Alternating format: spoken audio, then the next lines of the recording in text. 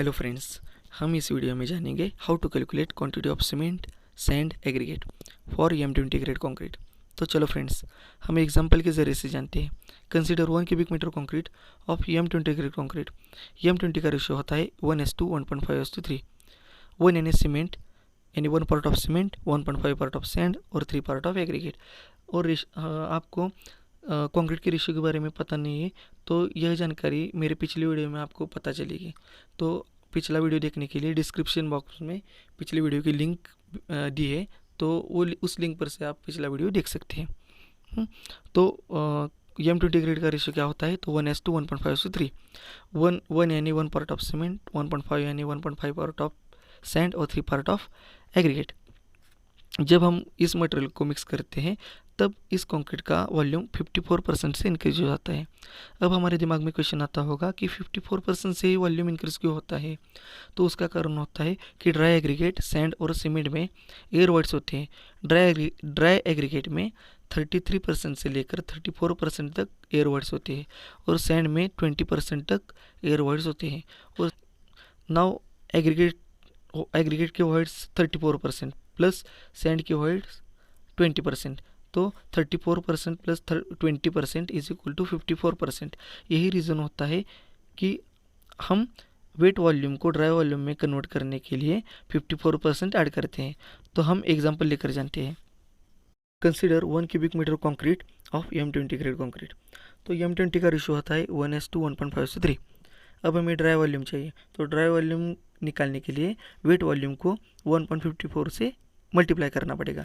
तो 1 into 1.54 is equal to 1.54 M3। तो हमें M20 ग्रेड के रेशियो का सम भी करना पड़ेगा। तो 1 + 1.5 + 3 इज इक्वल टू 5.5।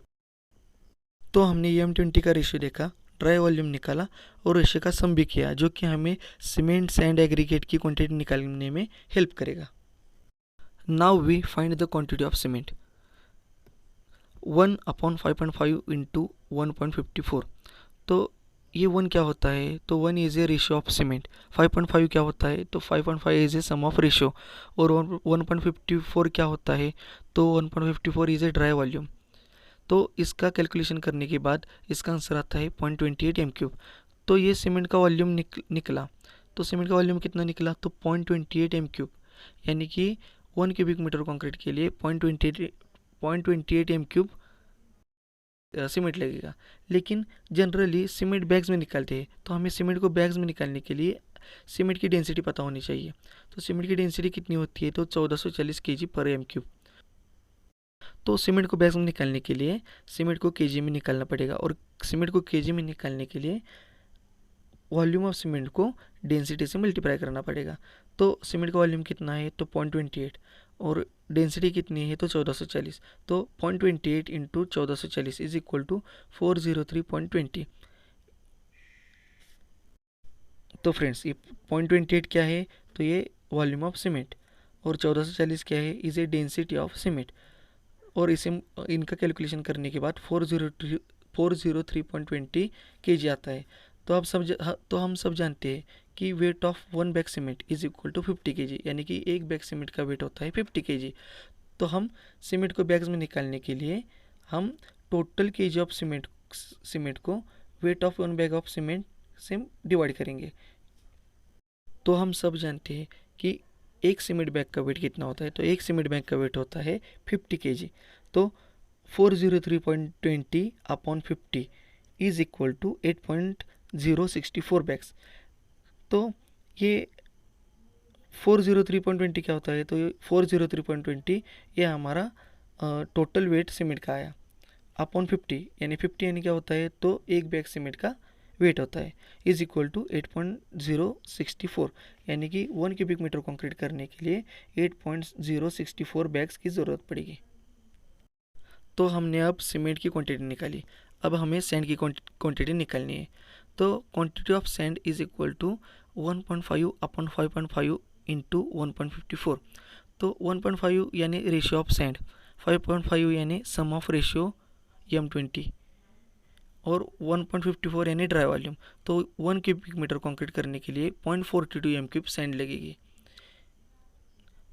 तो हम अभी इसका कैलकुलेशन करने के बाद 0.42 m³ आता है।